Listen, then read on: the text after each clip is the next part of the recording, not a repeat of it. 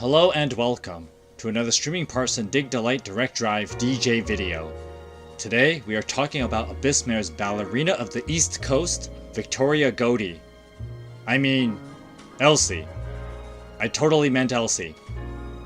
Elsie is introduced with the rest of Abyssmare as the sassy yet sophisticated smooth talker of the group. She naturally fulfills the unit's mediator role, as that job cannot be left to the detached leader, the brutish enforcer, or Sophia. Don't be fooled into thinking that she does this out of a sense of benevolence, because underneath that enchanting exterior lies a menacing manipulator.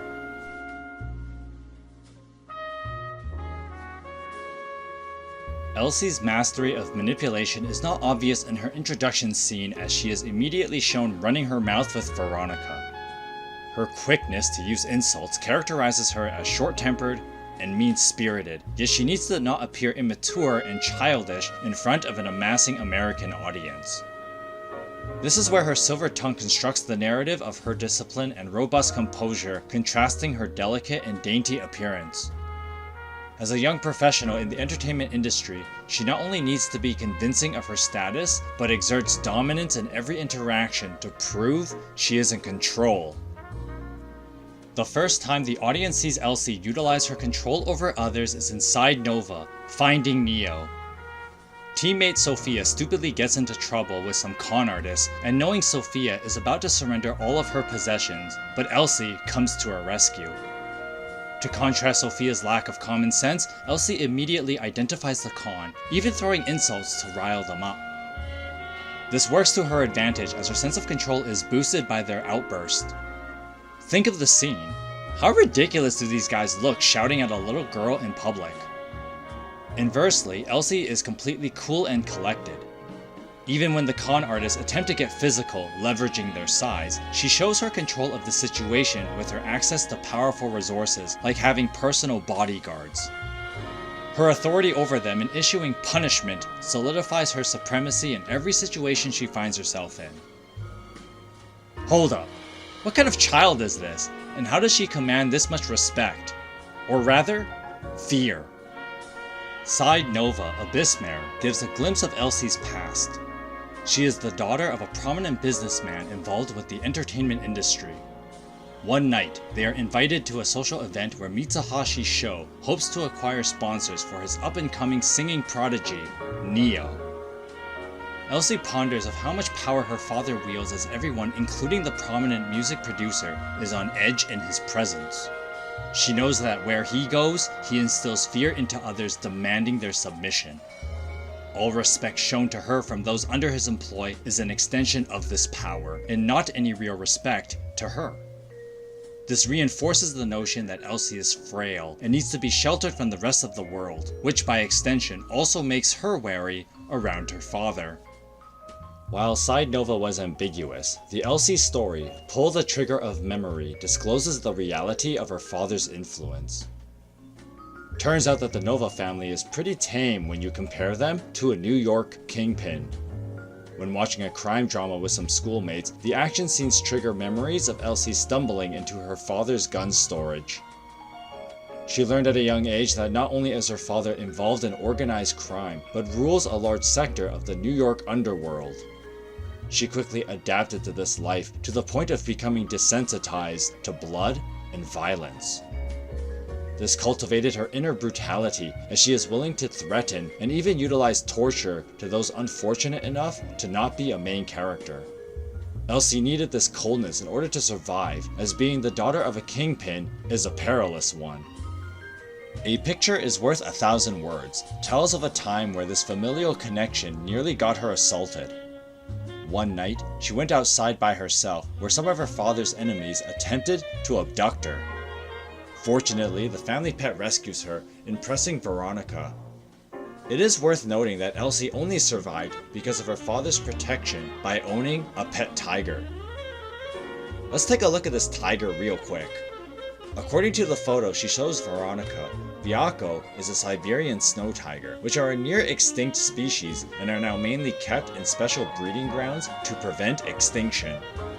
The fact that Elsie's father imported one shows both his absurd wealth as well as his influence. If Elsie is going to survive in this concrete jungle, she cannot be soft because the world would not show her mercy. She in turn became merciless in her pursuits to take control of her life. ねえ、話は終わった？知らない。私は誰の再来でもない。私は私。あの子、パパを怖がってないのです。どんな偉い大人でもパパの目を見ないで必ず目を伏せる。エルシーだってパパの目は見れない。なのにあの子はまっすぐにパパの目を見てパパを睨み返してるのです。商談するんなら後で大人同士でやってもらえる？私は歌ったら帰るから。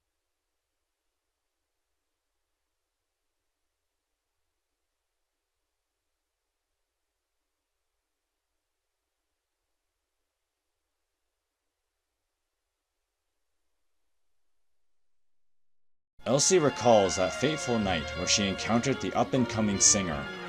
She was mesmerized by Neo's fearlessness, speaking to someone so powerful without a wince of timidity. Elsie was envious, but inspired to take charge, because if a total stranger is able to speak so boldly to the Gambino King, then surely she can do the same with some leveraging. Elsie blackmails her father in order to have financial backing and bodyguard protection as she forms a DJ unit with Neo and Sophia. Proving that the apple doesn't fall far from the tree, she employs fear to get what she wants, as this is the only way to exercise power that she knows. While she believed herself to be free, what she didn't consider was how much of a prisoner she really was, as what she thought was freedom was really the illusion of control. There is a massive disparity in the levels of control Elsie is implied to have between being the future kingpin of crime and what we see. The obvious issue is that if she could just buy out or brute force her way through everything, then there wouldn't be a story. Then there's the tone armor factor to account for. Tone armor is the underlying set of rules given to a story that if it's of a certain genre, then it won't deviate away from that genre's conventions. This is why Bugs Bunny is not at any real risk when battling Elmer Fudd or Yosemite Sam, because Looney Tunes is about him outsmarting everyone and tone armor ensures Bugs always wins. An example of tone armor in D4DJ is in the Noah member card Tea Time Chance, where after Noah approaches Elsie at a mall, fawning over her cuteness, letting her creepy side out, Elsie has her bodyguards take her away. But since Groovy Mix is a cute girl musical slice of life, she doesn't have Noah tortured, unlike the thugs trying to con Sophia back in Finding Neo. Noah is protected by the genre's tone, so she isn't treated harshly, even though it is well within Elsie's ability to do so. D4DJ's tone armor directly challenges Elsie's illusion of control on multiple occasions. The first instance is in the Miyu member card Noble Smile, where Miyu is at a high society event the night before D4 Fest America. Elsie is also present and tries manipulating her into participating in mischievous behavior by running off from their parental supervision. The Lily politely declines, which bores the ballerina. Elsie then tries goading her into an argument by teasing her, which also fails as Miyu stands up to Elsie's crap talking of Lyrical Lily. What Elsie doesn't see during their exchange is that Miyu is seething, but the difference is that she has self-control of her behavior, contrasting Elsie's loss of composure, who walks away before becoming visibly angry. The way Miyu handles herself here is her being in control of the situation, breaking Elsie's illusion, which is why she is so bothered by the Lily. Elsie is challenged again after transferring to Yoba Academy. In the Esra member card, mistaking an eggplant for a frog, Esra takes the opportunity to speak to Elsie alone in order to acquire information about her and Abyssmare. Elsie knows that this is what the Vibranium Scalpel is doing, but is unable to resist, which is strange because all she would need to do is call upon her bodyguards to end the badgering. In both cases, this option was available, yet she doesn't use them because her temperament is quite fragile, and when breached, she loses a handle on the scenario, breaking the illusion. Considering that these are offshoot member cards, Elsie might have more control over people in the main story. Inside Nova, Breakthrough, Elsie and Veronica bump into Unicorns Cocoa and Hayate. Hayakoko asks if they could talk about Neo, and Elsie takes them up on their offer, hoping to glean information about the mysterious Ichihashi Lumina. During their conversation, Elsie shows her control by pressing into the question of Lumina's identity. It starts working as Cocoa nearly caves under the pressure, but Hayate is able to turn the tables on Abyssmare by asking if El Huero is a real ship.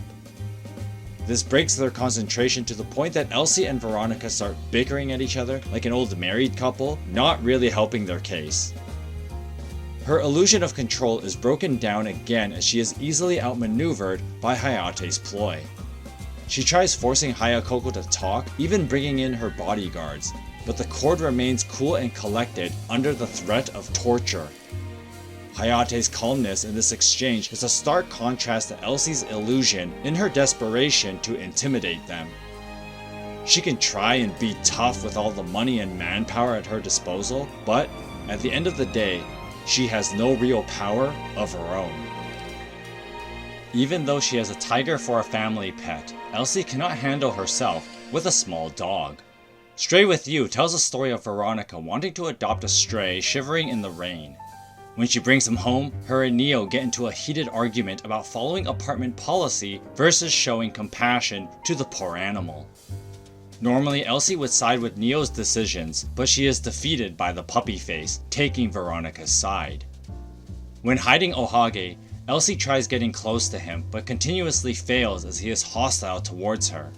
The next day, Veronica takes Ohage for a walk, and Elsie tags along, wanting the opportunity to take the leash. But the dog is resistant, as it cowers in fear of her. She becomes aware that like her father, she controls others through fear. She learns through her interactions with Ohage that she needs to drop that need for control in order to connect with others, especially on an emotional level. After an action-packed day at the park, Ohage falls ill the next morning, putting El Huero in a panic. They rush him to a veterinarian, and after handing him off, they can do nothing but wait. The hospital backdrop drives the point home that despite their efforts, they are unable to care for the poor stray. Veronica lets it slip out that she's always hated hospitals ever since her mother collapsed and had to be hospitalized. Elsie then takes interest in Veronica's past and asks to tell her about it. Veronica discloses that she was abandoned by her father, leaving her to raise her siblings on her own, and joined underground singing competitions to make ends meet. She curses the fact she grew up poor and muses of how much better her life would be if she grew up wealthy. However, seeing both Elsie and Veronica putting Ohage's life into someone else's hands reminds us that life is always delicate, no matter our social status. Stray With You ends with Elsie and Veronica returning Chris to his rightful owner. Then, on their way home, they encounter Veronica's father. At first, he tries reconciling with his daughter, but Veronica sees past the act, exposing that he's only after her money now that she makes bank with Abyssmare. Elsie acts smug at how pitiful he is, and in retaliation, he nearly assaults her. One would think that Elsie's bodyguards would jump in, since they're supposed to be at her beck and call, but that is not the case, adding onto the inconsistency of Elsie's control over them. Fortunately, Veronica is quick to protect her, and after showing up the deadbeat, he flees, leaving Elsie to comfort her broken-hearted teammate. Seeing Veronica's strength and facing how awful her father is, Elsie knows that one day she will have to settle matters with her own father. Of course, before that, she needs another lesson in humility to further dismantle her illusion of control. ベロニカ、なんだよ。お前も笑えよ。バカ。笑えないのです。そうだよ。私はあいつの血を継いでるんだ。バカに決まってるだろ。最低のクソ野郎の娘だ。お前がいなかったら殴り飛ばしてたところだ。嫌になるぜ。くそ。くそ。くそ。確かに、ベロニカはおバカなのです。ああ！そやで乱暴で、おまけにお金にも食事にも意地汚い。言い過ぎだろ、お前な。でも、仲間なのです。血のつながりなんてものがなくても一緒にいるなんて。エルシーたちは、家族よりも濃いつながりがあるって、そう思いませんか？エルシーは、ベロニカからずっと離れないのです。もちろん、レオ様も、ソフィアも。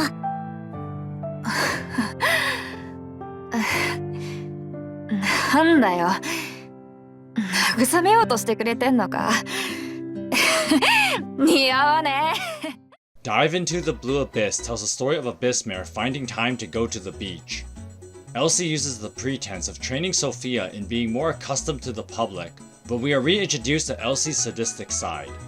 She uses this as a ploy to get revenge on Sophia for being an antisocial party pooper. Neo thinks that this is a good opportunity for Sophia to try new things, while Elsie hopes to get a good show in watching her flail and fail. Wanting to watch someone else suffer to make herself feel better is disgusting behavior. Adding to the pettiness, she plotted to comfort Sophia after making a fool of herself so she would look good in front of Neo and accumulate her praises. However, Elsie didn't account for the planets aligning as Sophia is cheered on by onlookers in a watermelon challenge and looking brave in front of children doing a cliffside plunge. This frustrates Elsie to the point that she avoids Sophia, whom later tries to make things right. エルシーさん。ソフィア、どうしてここに？ベロニカさんからエルシーさんの様子が少し変だと聞いて。別に変なところなんてないのです。でもだってもないのです。大体ソフィアには関係ないじゃないですか。それはでも私エルシーさんのことが心配で。心配？はい。それでもし何かあるなら話だけでも。余計なお世話なのです。一人にしてほしいと言っているのがわからないのですか？その程度で心配してる？笑わせないでください。ちょっとうまくいってるからって調子に乗って心配？哀れみ？どちらにしても迷惑なのです。ソフィアに同情されるなんて屈辱なのです。ソフィアなんか大嫌いなのです。When Sophia mentions that she is worried about Elsie, Elsie becomes livid. She sees it as unfair that Sophia can be amicable in social games despite being cowardly, be praised by Neo despite her clumsiness, and be happy despite being so helpless. Dive Into the Blue Abyss highlights how Sophia is the complete opposite of Elsie in that she is depicted as lacking control in life, as seen in her severe anxiety or her neo-simping. However, she makes friends as people come to like her regardless of her flaws. To Elsie, this makes no sense as she believes that success is only achieved when one has control over everything and everyone. It worked for her father in growing his empire, and it is working for her as she explores the world with Abyssmare in relative safety. Since she is not willing to come to terms with accepting the fact that happiness doesn't come from controlling everything, nature decides to give her a crash course on how little control she actually possesses. Waves come, carrying Elsie away from shore. She comes to, stranded on unfamiliar ground, realizing that she is alone, separated from the others. She tries psyching herself up, but her shaking betrays her thoughts as fear overtakes her. No astronomical wealth to bail her out. No black suits to carry out her orders. She always had an out before, but this time, her illusion of control is broken as she is left to the mercy of the elements. Sophia appears, revealing that she dived after Elsie while she was being swept away. She went after her not only to prevent the ballerina from drowning, but would not leave her to be alone. At first, Elsie feels humiliated as she needed to be rescued by the useless Sophia. The latter apologizes for no reason and blurts out only being useful as a human shield if they were attacked by wildlife. Elsie's nerves calm as she muses of taking Sophia up on that offer. While it looks like the ballerina is back to her manipulation, something sparked in her that is different from when she is using her potato-faced bodyguards. Elsie's a little slow compared to the rest of Abyssmare when it comes to understanding what it means for them to be family. This moment with Sophia is the first real moment that Elsie learned to trust someone. Not to confuse this with how others trusted her and she played along with it to not look completely heartless, but to surrender her need for control and trust her life into someone else's hands. This is something that Elsie never needed to consider because she always had an escape plan, but for the first time, she let go of her need for control and leaned onto Sophia, not as her stepping stool, but as her friend. Sophia may not be all that competent, but she's always got your back. As it turns out, she safely pulled them back to the resort grounds as Neo and Veronica just walk up to them, showing that they were never lost. While Neo wanted Sophia to grow in courage, it is Elsie who grew in her ability to trust others and not rely on the previous illusion of control. Crossroads of Abyssmare, as the title suggests, is about the members needing to make a decision for their unit's future. They learn that their caretaker, Mitsuhashi-ku, has been fighting a legal battle freeing them from his father's contract, meaning Abyssmare can freely return to New York. Elsie thinks this is a great opportunity to reassert their dominance in the music industry, as reclaiming their crown should be easy. Her logic is sound, as they started out as a major music group in the US, and if they plan on being the best in the world, like they claim their mantra is, then going back and rebuilding that fame makes sense. Sophia and Veronica ultimately leave the choice to Neo, and feeling the weight of that burden, decides to put off the conversation for a later time. Elsie wonders why this is even up for debate, as returning to New York should be a no-brainer. There, they are powerful, and that is only enhanced from learning a few things hanging around the Japanese units. Additionally, there are other resources at their disposal that can fast-track Abyssmare's climb to the top of the music charts.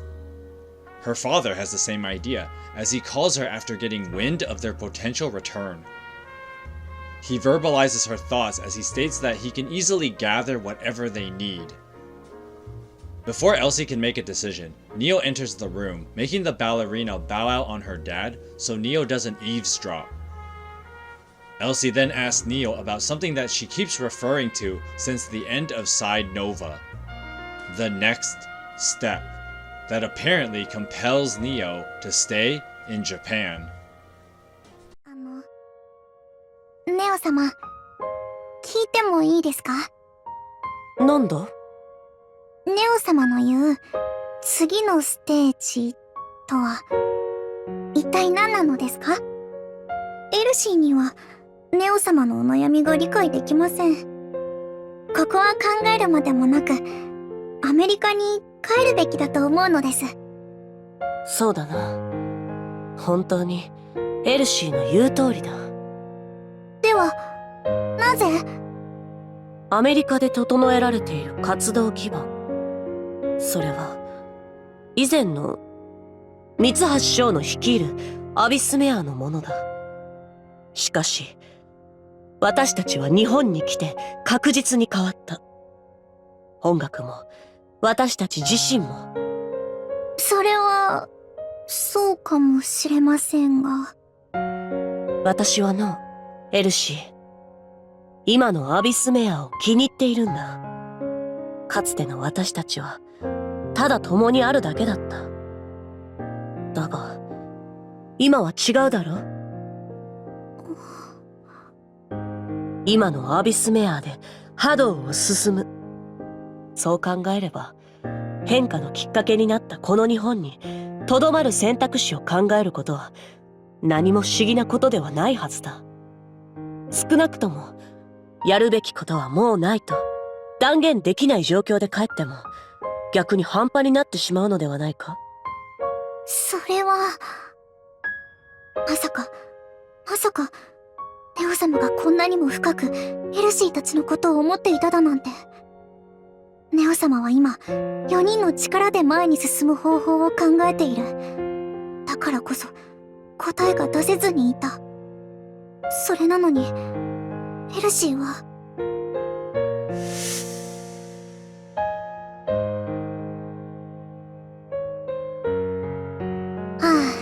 まったく何を言っているのですか。エルシーは好きにすると言ったのです。バックアップなんて必要ありません。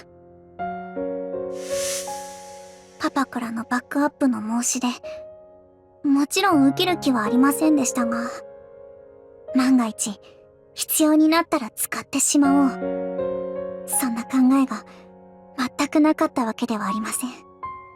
つまりエルシーはまだパパに甘えている。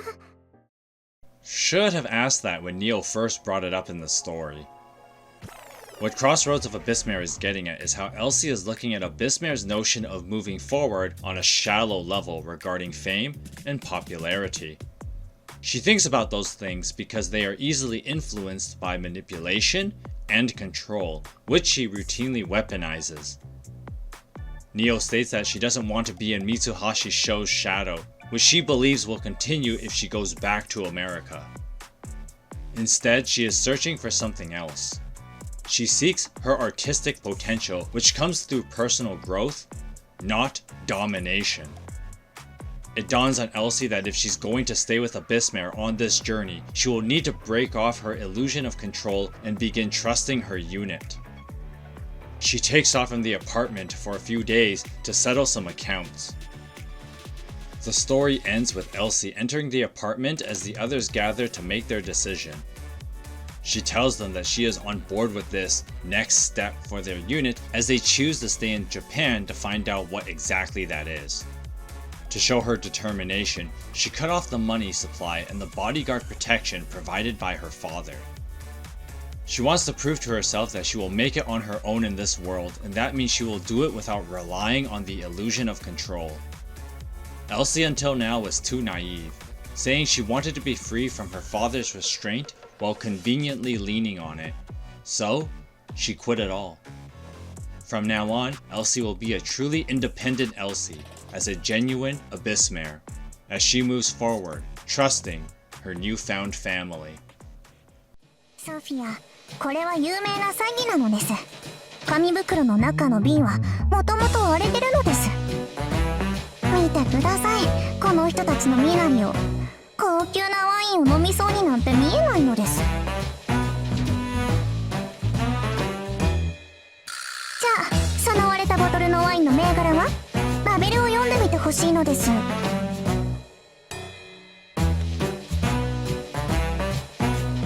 え、ソフィア、自分を恥じるべきなのです。こんなレベルの低い人に引っかかるなんて。ワインのこと以外も何も知らないのですね。ステージ上と全然違うソフィアはともかく、エルシーのことも知らないなんて呆れるのです。